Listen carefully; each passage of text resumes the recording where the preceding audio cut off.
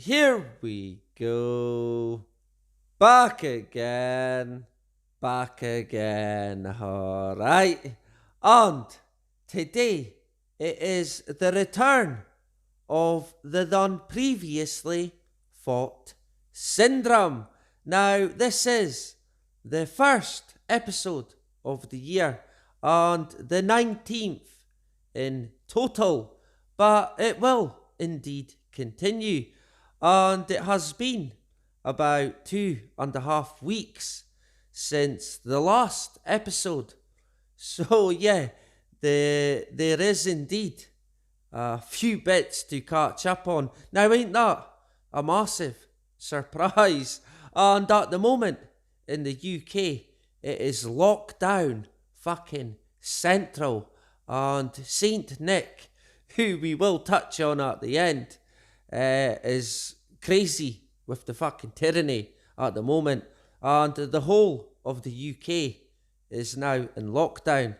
And we might get into it a wee bit today, but if not, we will most certainly get into the imprisonment of the people in the return of the Friday fix, which will indeed be on.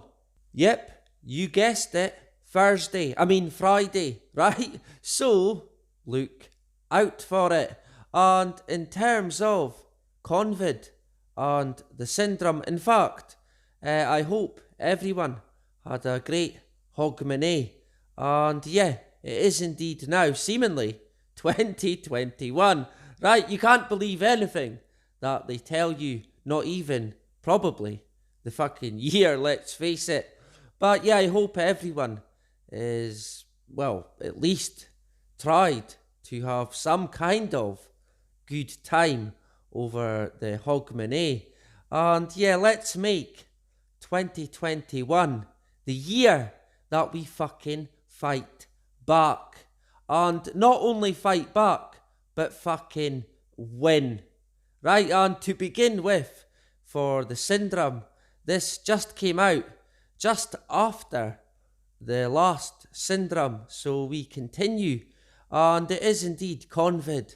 And it says, why long COVID is a bigger problem than previously thought. Dun dun dun. So yeah, what a surprise that the long COVID back in the news and back in the syndrome, no doubt. New data suggests coronavirus continues to affect at least 1 in 5 people for more than a month, right? And nearly 1 in 10 for at least 3 months. Wow. So this will continue and it will change again. It will be at least 2 in 5 for longer, and then 5 in 10 for even longer, right? This is what happens. This actually happened, I noticed, me and my wife, with cancer in the UK. It used to be 1 in fact, I think it actually used to be 1 in 5 or 2 in 5, and then it changed to 1 in 3, but now it's 2 in 3 people in the UK, I think, or possibly the world, will seemingly get cancer, right? So that could be something that we may touch on in the future. But sticking with this new data and the long COVID, right? Dr. Strain said, what a name, right? With long COVID, it's happened to anybody. Wow, this is happening to younger people, more women than men, right? Basically, the population that were suggested to be at lower vulnerability from the initial disease and therefore have been taking roles with higher hazard of coming into contact with the virus. Right, so walking right into it, once again, the ever-doting human, right? It continues with Dr. Strain. The long-term consequences of these individuals and for the population as a whole could be devastating in terms of physical manifestations for the individuals, but also the economic impact of these individuals being unable to work. Right, so forget about the millions of jobs and hundreds of thousands of businesses closing. Right, the economic impact is the fact that some people cannot get into work. Right, sure it is. Thank you, Dr. Strain. And this here from NBC News 5 days ago. Russia's COVID-19 death toll could be 3 times higher than reported. So clearly someone in Russia dropped a few files down the side of the couch, right? And they've just found them. And to expand on this, Russia's death toll from COVID-19 could be 3 times higher than previously thought, according to one of the country's leading politicians. Right, so, what you can expect from this, if you live in Russia, is more restrictions. This is what this will strengthen, that they need to restrict further, because the death toll is a lot fucking higher than they previously thought. Now, ain't that a massive fucking shock? Of course, the Russian government are as corrupt as the British and the American. They are all peas in a pod, straight up. Now, this one here, 6 days ago, natural immunity lasts longer than thought. Right, so on the surface of it, at least, you kind of think, well, yeah, that's true, and that sounds pretty good. Well, no, it's not, because they have indeed weaponized it, as they do. And it said, but new studies suggest that those who were exposed to the virus and have developed immunity against it may be protected for longer than previously thought. These studies bode well for vaccines. Ah, I see. It suggests that the immunity they prompt will last longer, but also reignite the debate on prioritizing the initial doses. Right, sure it will. Why not? So yeah, you can see how they are now using this to promote vaccines. But in reality, it's the other way about. It's not good news.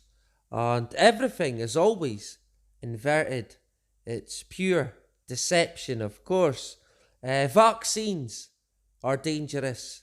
They are bad fucking news. And speaking of the wonder jab, it seems to, in the media in the UK, they don't even say vaccine anymore. Even they are now too scared to say it in case they get demonetized, right? They just say jab, right? They call it a jab now. So it's like they speak to everyone like they are children, right? Go and get your jab and everything will be fine. Sure it will. And yeah, this from the National here in Scotland 6 days ago. Hopes Oxford COVID vaccine may be more effective than previously. I wonder. So yeah, the wonder jab, it's better than they thought. Of course, the vaccine has the syndrome, big time, right? 2 weeks ago, coronavirus vaccine vials may hold more doses than previously thought. Right. So, yeah, it's that serious, this pandemic and these wonder jobs, that they can't even get the fucking amount of poisonous liquid right in their stupid little fucking vials that seemingly have RIFD tags on them to help them track the vaccine, right? How wonderful.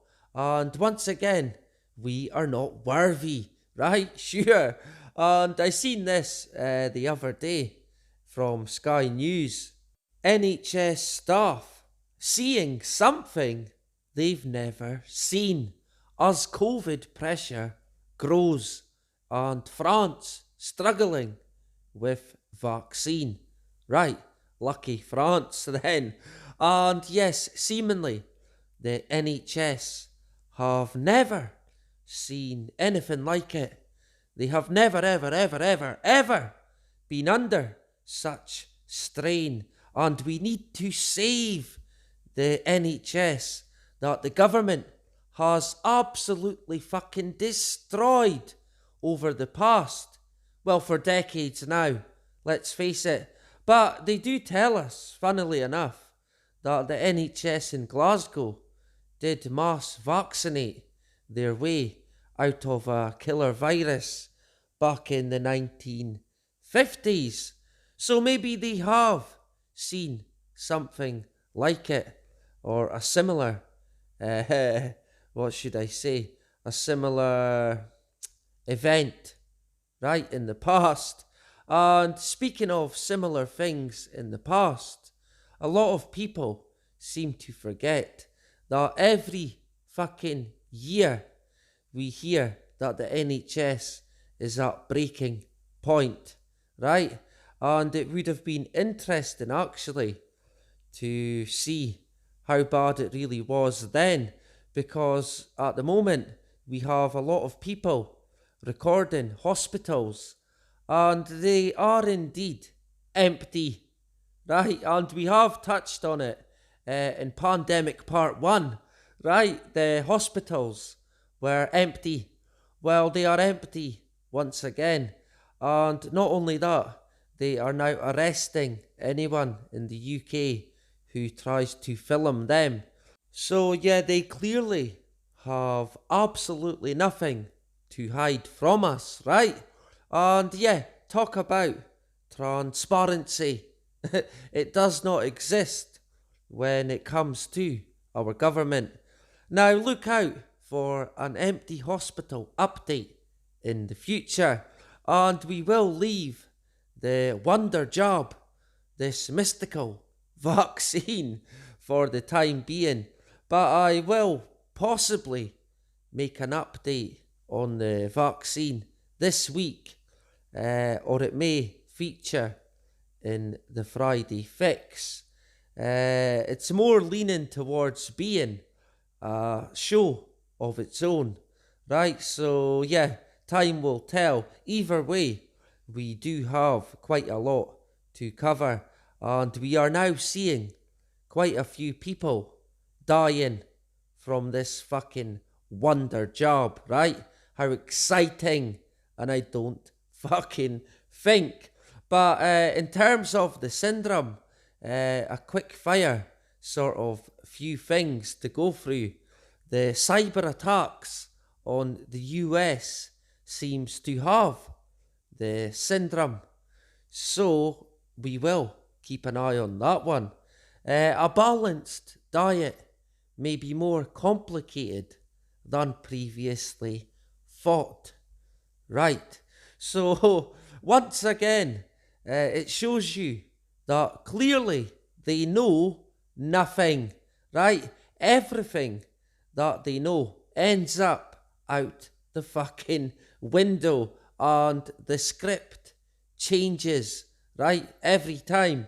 Working from home may be hurting planet more than previously thought. Oh well, that'll be a problem, but I'm sure they will have a solution. And of course, that will likely be replacing you with an AI computer. Right? Happy days. And the moon back in the syndrome. Would you believe it? Moon apparently has a lot more craters than we previously thought.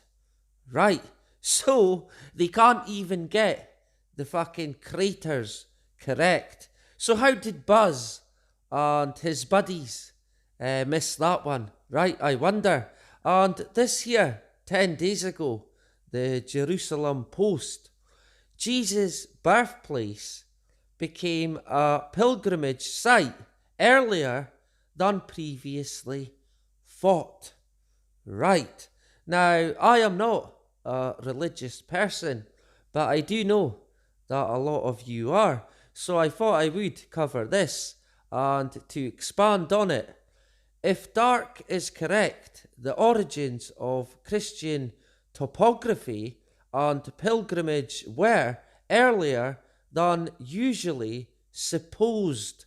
Right.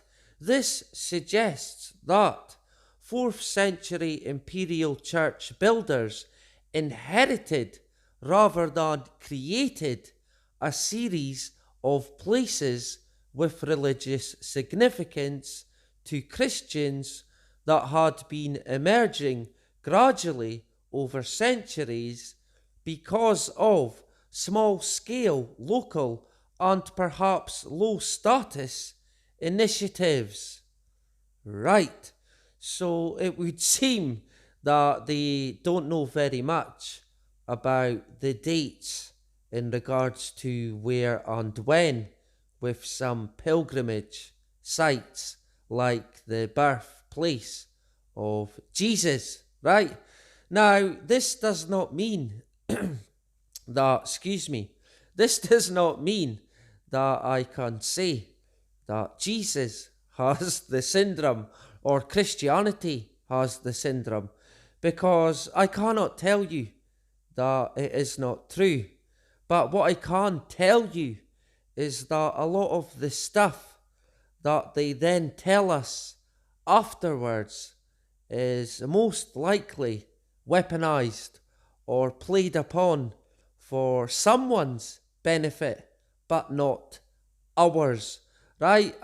In my own opinion, I do actually believe, or think even, that there was indeed a person called Jesus at one point.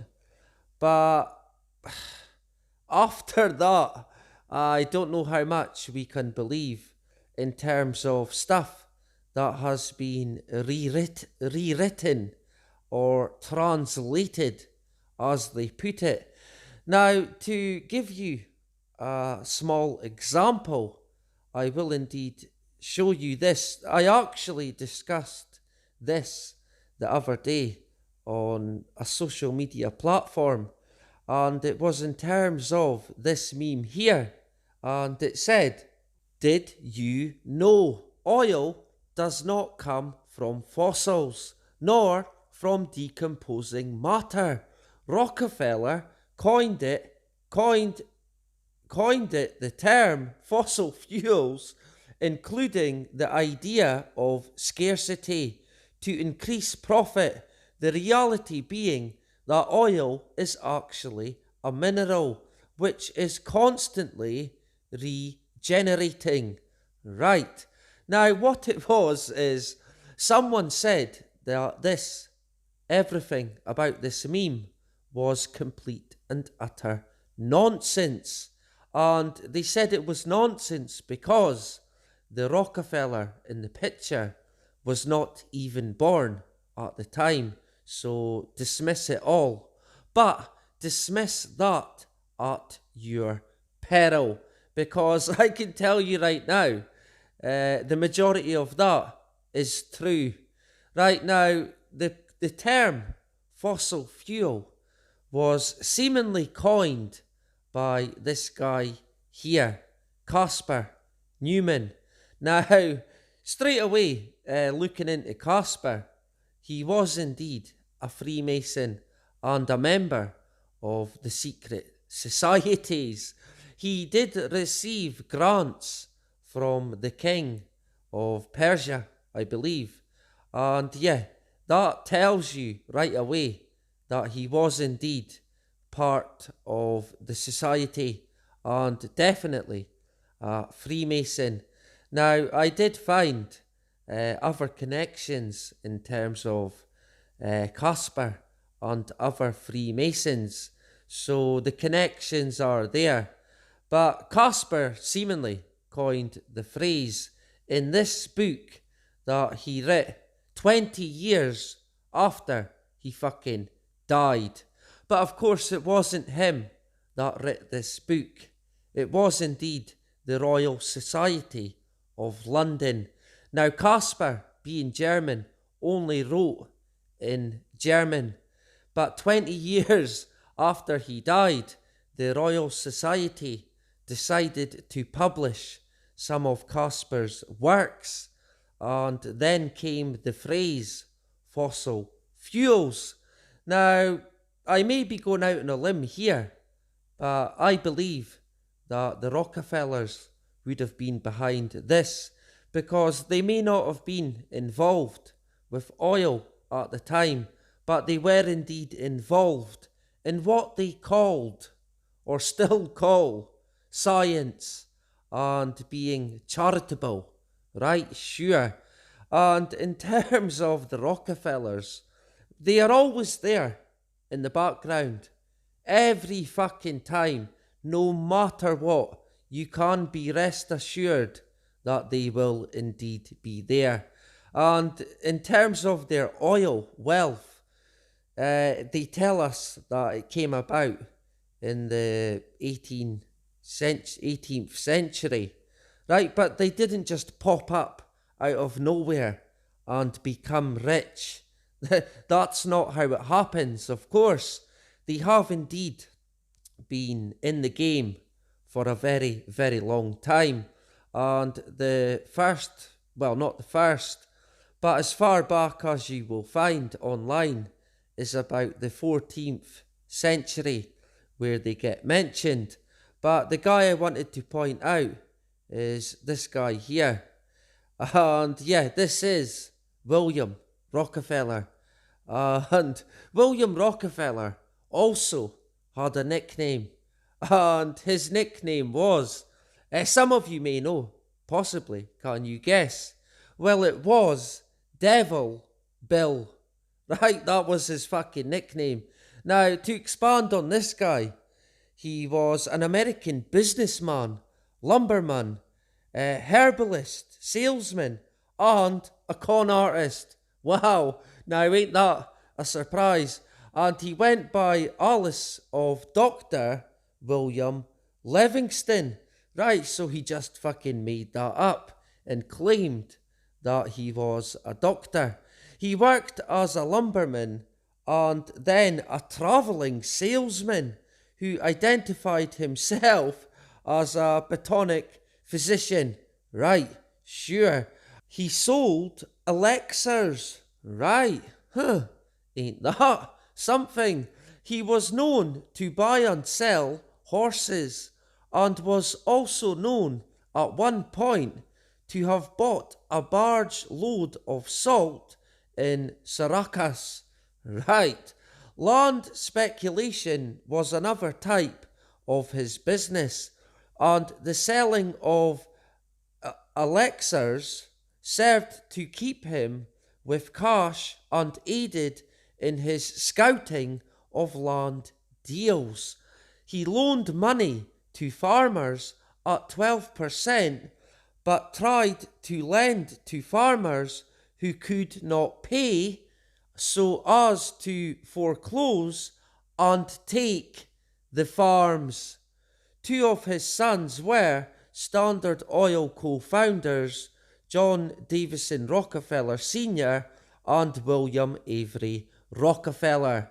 Right, now do you need anything more to see the criminal roots of the fucking Rockefellers? They are the worst, right? They don't come any worse than taking land from the people. where you put the rent that high that you know they will never be able to fucking pay it. So then what do? You take the land for yourself. And yeah, it's no surprise that even back then, the Rockefellers were stealing fucking minerals and the land, and of course selling medical cures when no, they fucking ain't. And of course today we have our own little devil Rockefeller in Billy Gates, right? Now we got on to the Rockefellers because, like I did say, that Casper was not even alive when they translated his book. So things that get translated, always take them with a pinch of salt, especially if the person that wrote it is not even alive today, right? Just take things with a bit of caution, right? But hey, I don't knock anyone that is religious. I will support you in any way, shape, or form, right? And that is about it for this week's and the first of the year episode of the Syndrome, and the 19th. So next week it will be the 20th, right? Now that I'm pretty sure of. And yeah, actually, this just in from Nicola Sturgeon. Stand by. Ob du glaubst, dass ich fleißig gewesen bin, dass ich gearbeitet habe, dass ich mich in diesen Jahren für dich eingesetzt habe, dass ich anständig meine Zeit verwendet habe im Dienste meines Volkes. Gib du jetzt deine Stimme ab. Wenn ja, dann tritt für mich ein, so wie ich für dich eingetreten bin. So yeah, there you have it. Breaking news from Scotland's First Minister, Adolf Sturgeon. Right? And yeah, like I said, the UK at the moment, it's fucking crazy for the lockdown. And Nicola, once again, showing her true colours. And she is indeed a Rockefeller lapdog. Right? And we know about the payments to the SNP government from the Rockefeller foundations for what they call a Rockefeller resilient city, which will eventually become a smart city, right? Happy days, I'm sure. Anyway, I will catch you on Friday for the return of the Friday Fix, the first of 2021. And that is about it. Bye-bye.